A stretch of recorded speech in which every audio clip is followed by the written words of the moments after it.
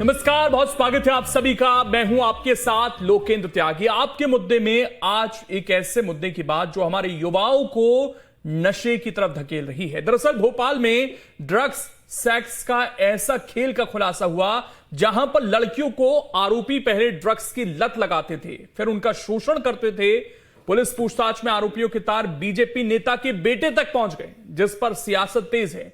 कांग्रेस जहां प्रदेश में नशे के बढ़ते कारोबार को लेकर सवाल उठा रही, वहीं आरोपियों को कड़ी सजा देने की मांग की जा रही है। ऐसे में सवाल यह है कि ड्रग्स, दुष्कर्म और ब्लैकमेलिंग का खेल कब तक चलेगा? इतने बड़े ड्रग्स रैकेट की क्यों नहीं लग पाई भनक? हिंदू लड़कियां कब तक इस तरीके से शिकार होती रहेंगी? क्या रसूखदारों के संरक्षण में यह पूरा नेटवर्क चल रहा? ड्रग्स माफियाओं को आखिर संरक्षण कौन दे रहा है? ये तमाम सवाल हैं जिन पर आज चर्चा करेंगे। कुछ खास मेहमान हमारे साथ जुड़ेंगे, लेकिन सबसे पहले रिपोर्ट देखिए।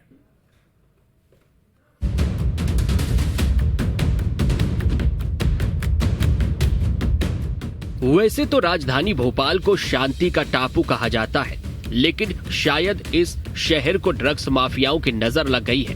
भोपाल में धड़ल्ले से ड्रग्स की सप्लाई हो रही है, जिसका सबूत बीते दिनों यासीन अहमद और शाहवर अहमद की गिरफ्तारी के बाद हुआ। मामला केवल ड्रग्स तक सीमित नहीं है। ड्रग्स की आड़ में हिंदू लड़कियों का शोषण भी किया जाता था। ड्रग्स की लत लगाकर गंदा खेल खेला जाता था।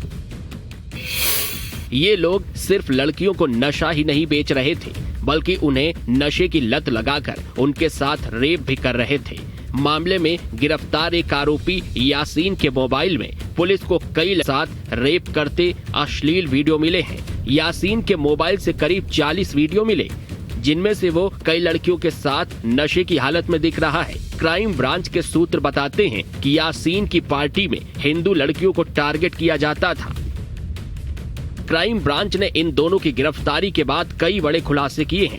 यासीन अहमद उर्फ यासीन मछली डीजे पार्टी का आयोजन करता था, जिसमें हिंदू लड़कियों को टारगेट किया जाता था और उन्हें ड्रग्स दी जाती थी। ड्रग्स देने के बाद ड्रग्स जिहाद का पूरा खेल शुरू होता था। यासीन लड़कियों को अपने जाल में फंसाने के लिए पार्टी का ऑर्गेनाइज करता था और उसमें ड्रग्स पार्टी का भी इस्तेमाल करता था। ये तस्वीर आप देखिए। जल्द ही एक और पार्टी का यासीन जो है आयोजित करने जा रहा था। इसमें सोशल मीडिया पे ये पोस्टर लगातार वायरल कर रहा था और ये 2 अगस्त को पार्टी होनी थी और फ्लाइंग सोर्स में ये पार्टी आयोजित होनी थी। बताया जा रहा है कि अगर इससे पहले खुलासा नहीं हो पार्टी हो सकती थी। आप तस्वीरों में देखिए, ये वही फ्लाइंग सोर्स क्लब है जहाँ पे यासीन पार्टी ऑर्गेनाइज 2 तारीख को करने जा रहा था। इसमें बड़ी संख्या में लड़कियों को इन्वाइट कर रहा था। खासतौर पे हिंदू लड़कियों को इसमें इनवाइट किया जा रहा था और जिस तरीके से अन्य पार्टियों में ड्रग्स की खेप वहां पे पहुंचाई जाती थी और ड्रग्स लड़कियों को दिया जाता था, माना जा रहा है कि इसमें भी इसी प्रकार की स्थिति बन सकती थी। हालांकि इससे पहले क्राइम ब्रांच ने उसको गिरफ्तार कर लिया है, लेकिन ये मामला केवल ड्रग्स और यौन शोषण तक ही सीमित नहीं है। क्राइम ब्रांच को शक है लव जिहाद के मामले के आरोपी और ड्रग्स मामले के बीच एक ही नेटवर्क काम कर रहा था। इस मामले में सबसे बड़ा खुलासा तो अब हुआ है जो चौंकाने वाला है। बीजेपी अल्पसंख्यक मोर्चा के सदस्य शरीफ मछली के भाई और भतीजे शाहवर मछली और यासीन अहमद आरोपी हैं, जिनको पुलिस ने गिरफ्तार किया है। अब इस पूरे मामले पर सियासत भी शुरू हो चुकी है।